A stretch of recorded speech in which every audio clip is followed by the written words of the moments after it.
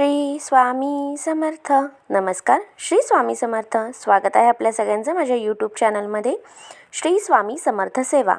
आपला आजचा दिवस खूप छान जाओ, चांगला जाओ, स्वामींच्या कृपेने आपल्या सगळ्या चांगल्या इच्छा पूर्ण होत ही स्वामींच्या चरणी प्रार्थना करून आजच्या व्हिडिओला सुरुवात करूयात.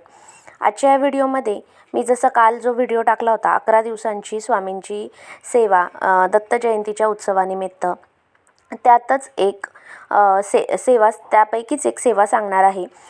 ज्यांना स्वामी चरित्र सारामृत किंवा म्हणजे जास्त वेळ बसून सेवा करायला जमत नाही त्यांच्यासाठी ही अतिशय सोपी आणि साधी सेवा आहे. यामध्ये आपण घोर कष्टोद्धरण स्तोत्राचं पठण करणार आहोत. तर ते तुम्ही 21 दिवस, 11 दिवस, 51 दिवस अशा पद्धतीने संकल्पयुक्त नक्कीच करू शकता. तर ह्या सेवेमध्ये आपल्याला हे स्तोत्र कशा पद्धतीने आपल्याला म्हणायचं आहे याबद्दल आजच्या या व्हिडिओमध्ये आपण माहिती पाहणार आहोत. तर व्हिडिओ शेवटपर्यंत संकल्पयुक्त ही सेवा केली तर तुमच्या जीवनामध्ये कोणतीही अडचण असू द्या, कितीही कठीण काळ चालू असू द्या किंवा काहीही दुःख असू द्या, कितीही मुश्किल काम असू द्या, कितीही अवघड काम असू द्या, ते या सेवेने पूर्णत्वात नक्की जाणार म्हणजे जाणारच. सेवेने पूर्णत्वात नक्की जाणार म्हणजे जाणारच. कारण या स्तोत्राचं नावच आहे घोर कष्टोद्धरण स्तोत्र. म्हणजे घोर कष्ट, कितीही कष्ट असू द्या, कितीही त्रास असू द्या, त्यातून आपली मुक्तता होणार म्हणजे होणारच. हे जे स्तोत्र आहे हे तुम्ही उद्यापासून 11 दिवसाच्या संकल्पयुक्त करू शकता. तुम्ही हे स्तोत्र 11 दिवस, 21 दिवस, 51 दिवस तसेच 108 दिवस अशा पद्धतीने संकल्पयुक्त करू शकता. त्याचप्रमाणे संकल्पयुक्त केलं तर खूप चांगलं.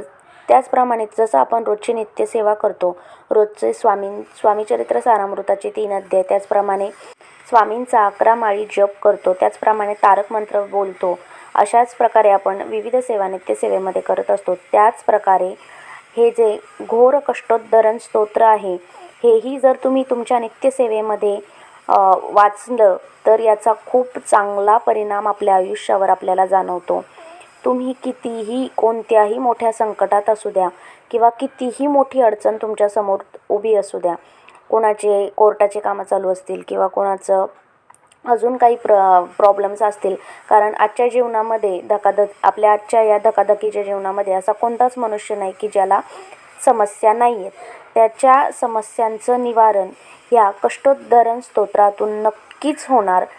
हे जे स्तोत्र आहे हे दुःख, संकट, त्याचप्रमाणे कर्जमुक्तीसाठी या सगळ्या समस्यांवर आपल्या एक प्रभावी उपाय आहे. याचे रोज पठण करावे. आपल्या नित्यसेवेत याचा सहभाग नक्की करून घ्या. त्याचप्रमाणे आपण हे जे स्तोत्र आहे, ज्यांना हे स्तोत्र संस्कृतमध्ये आहे, ज्यांना संस्कृत बोलणं शक्य होत नसेल त्यांनी कमीत कमी हे स्तोत्र रोजचं ऐकलं तरी चालेल. पण ज्यांना संकल्पयुक्त सेवा करायची आहे त्यांनी हे स्तोत्र रोज 11 वेळेस, ज्यांना उद्यापासून सुरुवात करायची आहे, रोज हे स्तोत्र 11 वेळेस दत्त जयंतीपर्यंत वाचा आणि याचा अनुभव नक्की घ्या. हे स्तोत्र रोज सकाळी तुम्ही 11 वेळेस वाचू शकता. वाचायचं आहे. संकल्पयुक्त ज्यांना सेवा करायची आहे त्यांनी रोज सकाळी 11 वेळेस हे स्तोत्र वाचायचं आहे. उद्यापासून दत्त जयंतीपर्यंत 11 दिवसाची सेवा म्हणून हे स्तोत्र पठण केल्याने आपलं संकट निवारण होतं. तसंच आपला जो गुरु आहे तो बलवान होतो. गुरुग्रहाची जी पीडा आहे ही आपल्यापासून दूर राहते. तसेच आपल्या गुरुग्रहाला बलवान होण्यासाठी मदत मिळते. त्याचप्रमाणे गुरुग्रहाची जी काही पीडा असते, आपल्याला बऱ्याच वेळेस सांगितलं जातं की गुरुग्रह जो आहे तो लागलेला आहे, त्यामुळे काही कामं जे आहेत ते अडले जातात. भरपूर काही महत्त्वाचे जे कामं असतात, जसे की जॉबमध्ये प्रमोशन असेल किंवा अजून काही गोष्टी असतील, आपल्या महत्त्वाचे जे कामं आहेत ते या गुरुग्रहामुळे आपले काही वेळेस अडले जातात. त्याचा कठीण काळ चालू असतो त्यावेळेस. त्यामुळे ह्या स्तोत्राच्या पठणाने आपली गुरुग्रह पीडा दूर होते. त्याचप्रमाणे या स्तोत्राची जर आपण फोड केली तर त्याची अशी होते घोर म्हणजे खूप जास्त, अधिक कष्ट, अधिक उद्धार अशी याची शब्दाची फोड होते. घोर अधिक कष्ट अधिक उद्धार म्हणजे घोर कष्टोद्धार याची फोड अशी होते. आपला जो मनुष्य जन्म आहे हाच एक पाप पुण्य यातून साकार झालेला आहे. माणसाचा जन्म हाच पाप पुण्यातून साकार झालेला आहे.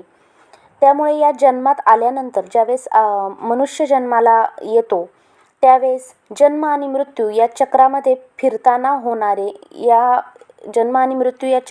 फिरताना होणारे त्रास, कष्ट यातून सुटका व्हावी म्हणून श्री परमपूज्य सद्गुरू श्री श्रीपाद श्री वल्लभ स्वरूप परमपूज्य श्री वासुदेव सरस्वती श्री टेंभे स्वामी यांनी स्वतः या स्तोत्राची रचना केलेली आहे.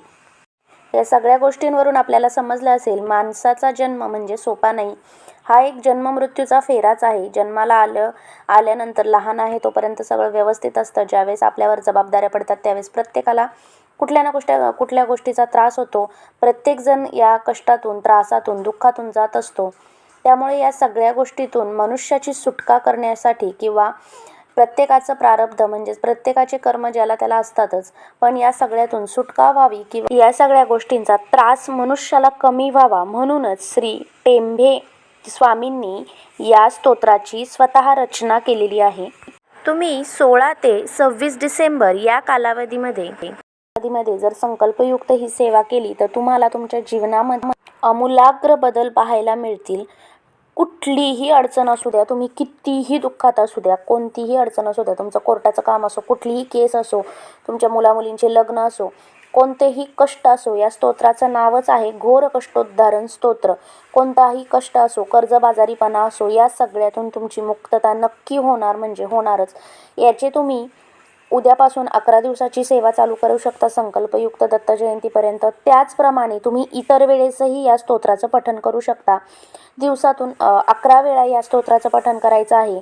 ते तुम्ही 108 दिवस, 11 दिवस, 21 दिवस, 51 दिवस अशा पद्धतीने तुम्ही संकल्पयुक्त ही सेवा नक्की करू शकता. ही सेवा करा आणि आपला अनुभव मला नक्की सांगा. हे जे स्तोत्र आहे हे अतिशय छोटं आहे, एकदम थोडं आहे. तर तुम्हाला हे स्तोत्र कुठे मिळेल? तुम्ही यूट्यूबवर बघा, तुम्ही गुगलवर बघा. तुम्हाला PDF फॉर्ममध्ये भेटेल किंवा गुगलवरही भेटेल. गुगलवर PDF फॉर्ममध्ये भेटेल किंवा यूट्यूबवर तुम्ही लावून देऊन नुसतं ऐकलं तरीही चालेल. परंतु हे स्तोत्र तुम्ही नक्की ऐका. आणि अजून एक गोष्ट म्हणजे गुरुचरित्राच्या 14व्या अध्यायाची एक सेपरेट पोथी भेटते. त्याच्यामध्ये तुम्हाला हे स्तोत्र भेटेल. ती पोथी जर तुमच्याकडे नसेल तर तुम्हाला गुगलवर यूट्यूबवर हे स्तोत्र नक्की भेटेल. जर आजचा व्हिडिओ तुम्हाला उपयुक्त वाटला असेल तर व्हिडिओला लाईक करा, शेअर करा आणि चॅनलला सबस्क्राईब नक्की करा. झालेली सेवा महाराजांच्या चरणी रुजू करते. श्री स्वामी समर्थ.